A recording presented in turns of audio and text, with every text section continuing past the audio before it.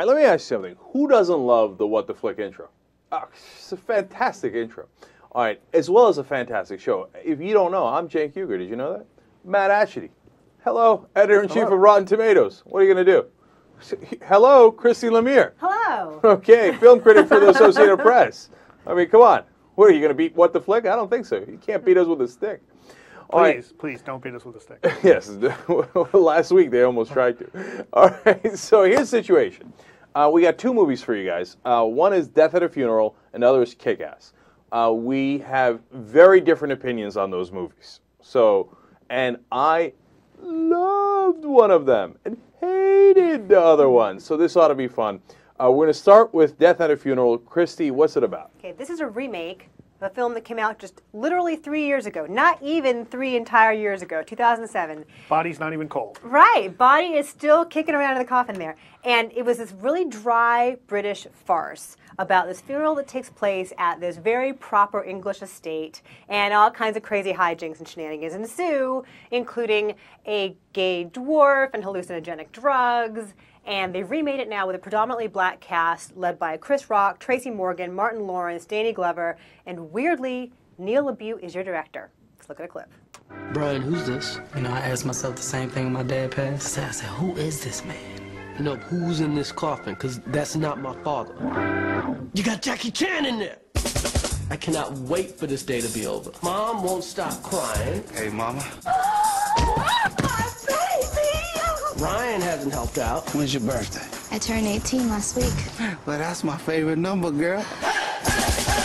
I need you to pick up Uncle Russell. Right, so you're beginning to get a sense of it, although I don't think that Jackie Chan line was in the movie, but that's a whole other thing. No, It Yeah, was. it was in I the have vague movie. recollections Oh, really? of it. I Yeah. do distinctly remember that. It was in the movie. Okay. All right. Yeah. Now we have slightly divergent views on this. You know what? I know what my views are. I have a sense of what Christie's are, but I don't know what Matt's are. So Matt, you start us off then. I didn't really enjoy this movie. I thought that it was kind of slow. And the biggest problem I had is that for a movie that was supposed to be a comedy, even a black comedy, no pun intended, say, kind of a dark comedy a in dark bed. comedy. I'm Thank sorry, you. a dark comedy. I didn't think it was very funny. I found it was mostly toothless. Really, I mean, you've got Chris Rock and Martin Lawrence, who are known for really bringing this really edgy, offensive comedy in the past, which can be really hilarious. And there's none of that in this, right? Nothing at all. These guys are the two really probably more responsible, more normal characters in the movie, which, I don't know, is that casting against type? I don't know. I didn't find a lot of laughs. There were a couple. I will say that I thought Tracy Morgan as kind of one of the cousins, I think he was playing. He's a friend of the family. A friend of the family. Yeah. Tracy Morgan is Tracy Morgan, and that's hilarious. And I thought James Marsden was really good. That was, not a performance I expected out of him, playing the role that Alan Tudyk had played in the original. And watching him freak out on hallucinogens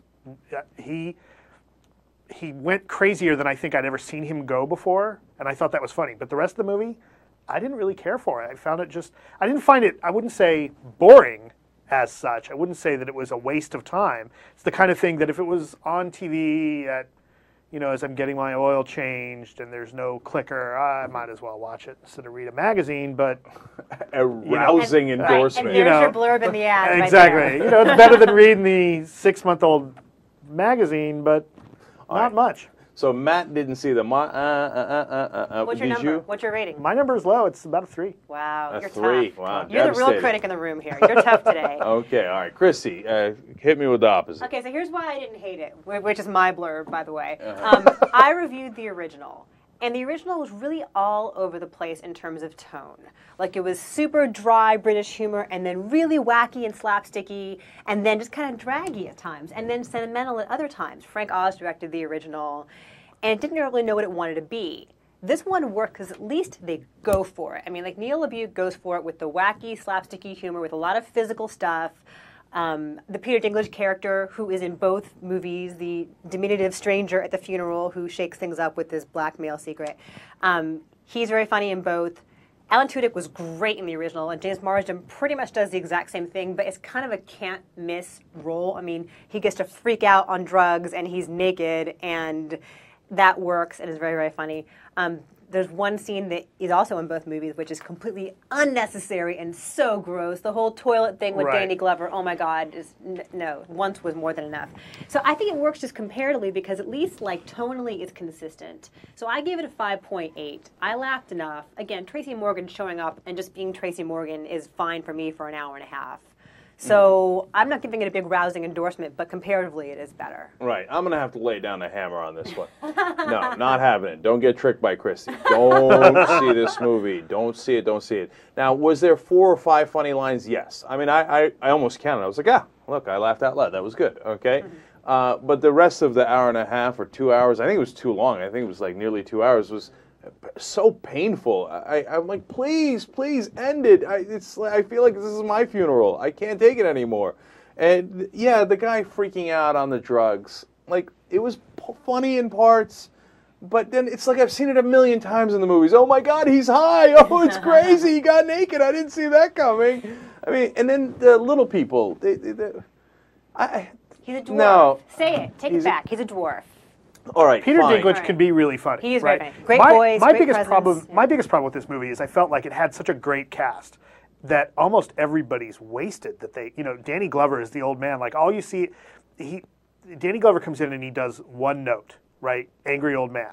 Keith David comes in as the harried preacher, and Keith David, who's great, I love Keith David, is doing one note. Peter Dinklage kind of doing one note, and you just see one note out of all these guys. Same thing with Luke Wilson, and I thought, as you're talking about the physical comedy and it getting kind of screwy, I feel like none of those guys, even Chris Rock, even Martin Lawrence, don't really get to join in that. Not that much. No, look, I'm not having this conversation. Okay, look, like Keith David, the whole time, the priest, he's like, "Can we get this funeral going?" I mean, just walk out. I mean, it's so. But he has to be the straight man. Someone's got to be the straight man to try to hold it all together in the middle of a farce. It's a farce. It's the whole point. Yeah, it's cliched, and then when they try to get sentimental, it totally flops. I didn't find it sentimental. The ending scene was, I thought, disastrous.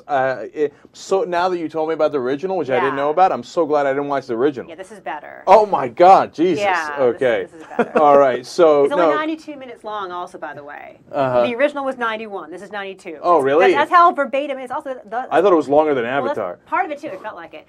Dean Craig, who wrote the original, also wrote this one. It's like the exact same script. I forgot to mention that. There are chunks of dialogue that are like verbatim.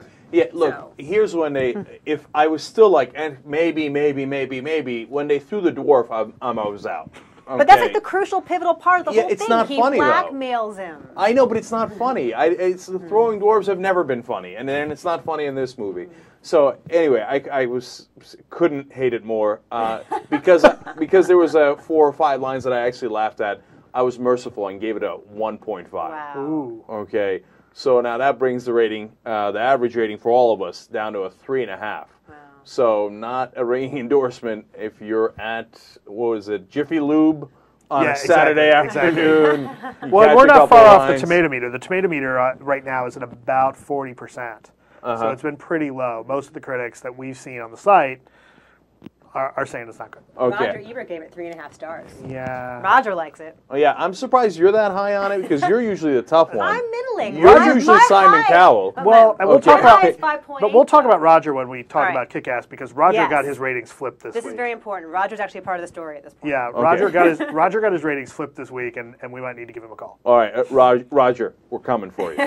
All right, so let's do it. The next movie is Kick-Ass. This is highly awaited. What's it about? Kick-Ass asks the questions, why hasn't anyone in real life tried to be a superhero? Teenage kid takes it into his head that he's going to fight crime. He orders a wetsuit, decorates it, goes out, and promptly gets his ass kicked.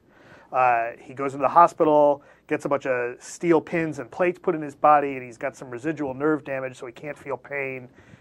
Goes through some rehab and decides to start fighting crime again. Somebody catches it on YouTube, and it becomes an internet sensation. And all of a sudden, the Kick-Ass hero is famous. It turns out there's a couple of other crime fighters, most specifically a guy by the name of Big Daddy and his daughter Hit Girl. But I don't want to ruin too much. Let's watch the trailer. All those comic books, movies, TV shows. You'd think that one eccentric loner would have made himself a costume. I mean, is everyday life really so exciting? Are schools and offices so thrilling that I'm the only one who ever fantasized about this? Come on, be honest with yourself. At some point in our lives, we all wanted to be a superhero.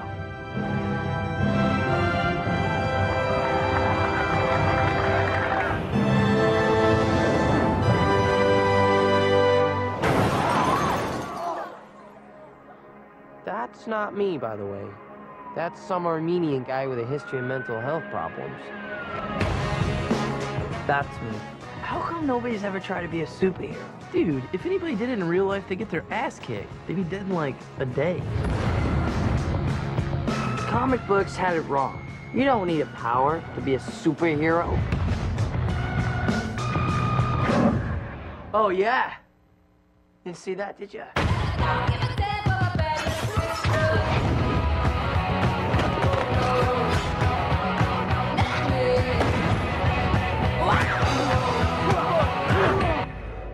Who are you? I'm Kick-Ass. All right. Well, that begins to give you a sense of the movie. Let me tell you something. I'm going to go over the top on this one. I'll start out. I loved it. Okay? And I'm not a guy who's into this genre necessarily. And if you're not into the genre, let me give you some caveats. You might not like it as much as I did. If you're uncomfortable with young kids committing a lot of violence and significant violence, like you're my sister, don't go to see the movie, okay? So that's going to bother you. So I'm going to throw in those caveats, and I don't want to overhype it, but look, I'm coming guns blazing. Are you ready for this? So far, my highest rating ever, at 9.5. Wow. I thought Kick-Ass really kicked ass. Because within what they were trying to do, I don't see how they could have done it better. Boom, I threw it out there. Go, Matt. I'm tempted to just give my 2-word review. Kick-Ass does. That's 3 words. No, Kick-Ass is 1 word hyphenated. Right, I'm exactly. sorry. No, I love this movie. I hadn't had this much fun in a movie in a long time. I want to personally thank Matthew Vaughn for directing action fight scenes without the shaky cam, that you can see what's going on in lurid detail. A couple of caveats. This is absolutely not a kid's movie. As much as it's a comic book movie, it's rated R for a reason. Absolutely. But I love this movie. Every fight scene is somewhat slightly different in the way it's choreographed and the way it's shot, the way it happens, and I thought that was awesome. As an action fan, I thought it was great. You're flinching when you're watching the scenes. The movie was funny. I thought that Aaron Johnson is okay, as the lead, and he's probably the weakest part of it. The sad thing is that the movie's not perfect, I will say this. Kick-Ass, the title character, is probably certainly he's the one who's the weakest of the heroes we see. Aaron Johnson's not bad. I think that the character is not as interesting as Hit Girl, the 11-year-old girl who is a stone-cold killer and has a mouth like a sailor and is awesome. It's one of the most awesome female characters I've seen in a movie in I can't remember when. So, I'm coming strong. I've got a couple of little quibbles. It's hard to spoof a movie, spoof a genre, and then end up doing all the same things that genre does anyway. So that takes it down a little bit. But I'm still going strong with an 8.5. All right. Christy. Yeah, I loved it too. And that will surprise the fanboys who hate me, who flooded my inbox when I trashed 300. They're still mad at you about and as well they should be. I ruined the tomato meter. They were perfect at 300, and I ruined it. No, that wasn't going to be perfect. Yeah, but I was the one who trashed it, and I happen to be a girl. I have all that going against me. But yeah, this is a blast. And Chloe Grace Moritz, who plays Hit Girl, is a star. She's so funny and so charismatic. And yeah, I'd have to do all these totally inappropriate things and say these massively profane things. There's an entire story in the Daily Beast today about her use of the C word. Right. Yeah, we're taking it back. We as women are taking it back. to call male characters that too, which is awesome. Which is like a British thing, though. Right. Yeah. I mean, Matthew Vaughn made Layer Cake, which was this very sexy, stylish crime thriller that nobody saw, but Daniel Craig was in it, and he was great in it. Yeah, that's a great movie. Yeah, and it kind of showed like the glimmers of why it made sense for him to be chosen as James Bond. So he's got a background of being able to do like sexy, stylish action Right, and he movies. produced movies for Guy Ritchie. Right, which so that makes a lot of sense here. Yeah, I had a blast at this movie, no pun intended. I mean, I'm giving it an 8.5 as well. There are maybe some parts with his little friends, his little geeky friends, that maybe dragged down the momentum a little bit. But yeah, the little girl and Nicolas Cage are great together. This is an excellent use of Nicolas Cage being stilted and weird. Yes, and you know, I was one of the things I have to mention because I talked to a few people afterwards who didn't catch this. So it's not exactly a spoiler, but people need to watch for Nicolas Cage. When he's just regular, you know, as the father, Mr. McCready, he's kind of just goofy Nicolas Cage. But when he's in costume, he's doing Adam West as Batman. Is he? Because He he's kind of like absolutely Christopher is. Walken No, too, because he's- it's like that he's staccato. He's doing Adam West. Oh, And that's if you, great. If you know, there's a lot of like subtle in jokes in there for real There's a hardcore lot. comic fans. Yeah. And that's one of them. And he absolutely is. His timing, it may sound like Walken, but he's really doing Adam West. He's a dead-on Adam West, and it's hilarious. Yeah, you mentioned all the NGeek things. Yeah. Yeah, so, yeah, Aaron Johnson's in his hospital bed, and the book he's reading is Watchmen. Right. When they walk out of a movie theater, It says- on the scroll is The Spirit 3 Three, playing right. on the marquee. So, yeah, Right. there's a lot of in-jokes for comic book people, yeah. Look, going back to how pleasantly surprised I was, I went late. We went on a Friday night after work, but it still seemed like work. I didn't have any expectations. I'm like Nicolas Cage, and you know, we got another kind of weak sauce Batman character. I'm like, what is this, right? Because I love to have no expectations going into the movie, and I couldn't believe how entertained I was. And I thought Nicolas Cage was fantastic. I thought all the actors were great. I thought the kid that played Kick-Ass looked like Miranda's husband on Sex and the City. His son would look exactly like that. Well, and Aaron Johnson, I should point out that he's one of the people that there's a lot of talk around him playing the next Spider-Man when Spider-Man gets rebooted by Sony. Well, he's kind of doing Tobey Maguire, I Yeah, think. exactly. I mean, as Nicolas Cage is doing Adam West, I think he's doing Tobey Right. Maguire in that. He's kind of milquetoast and kind of insecure, but then the inner badass in him comes out. Right, and as they're doing all these things, Hit Girl is so wonderfully unique, you know, Yeah. and She's great. it's like a breath of fresh air in a movie when you see something you didn't expect and that's so entertaining. Well- So I thought it was twisted, it was funny, it had great action. I just don't know. Again, I'm worried about overhyping it for you, and then you're going to go see it, and you're going to be like, oh, okay, it was a movie. Jesus, I thought it was going to be like a revelation or something. No, but if you like movies and you like this genre, it's a I fun think- action movie. It's yeah, one of the you're more really gonna fun love it. action movies I think we've seen in a long time, right? It doesn't take itself particularly seriously. It revels in how insane it is. It knows it's taking an insane premise, and they just go with it. And I'm a big fan of somebody who takes a ridiculous premise and just goes all the way with it, you know, along the lines of Bill and Ted's Excellent Adventure, right? Like, let's give Jeff Spicoli a time machine. It's the same kind of thing here, right? Like, let's have little kids try and be real superheroes and make one of them a stone cold killer. It's awesome. Can we discuss Roger real fast, though, because we mentioned Yeah, Roger earlier? yeah. Want to talk about his review? You know, he gave it a star. Yeah. And he hated it. But he hated it for moral reasons. He hated it for moral reasons. That's a whole other And- argument. And I got to tell you, this is something that I've been talking about with my staff because we're reading all these reviews. Now, the tomato meter's at 77%. It's certified fresh. Most of the critics like it, but there's this undercurrent that people are having moral issues with the movie, and primarily based around the Hit Girl character. Primarily based around the fact that you've got this 11-year-old girl who is killing people. She's not beating them up. She's knifing them and stabbing them and shooting them. And a lot of people complain that and she's very foul-mouthed. And a lot of people are saying that, or not a lot, but there are certain people that are saying that that is a bad example, and it's an R-rated movie, but whatever. It's a bad example, and it's immoral to have a character who can do that and suffer no consequences. Right. Okay, look, if you want morality, come to the Young Turks. Well, okay, you know- but if you want entertainment, you go to the movies. I'm telling you, if you're my sister, don't go to it. You'll hate it. Well, but and Roger Ebert, I mean, I know he's bringing out his super lib on that, and I appreciate that, but no, you got to enjoy the movie for what it is. I actually think that that's an important discussion to have about this movie and whether or not consequences need to be shown off of that.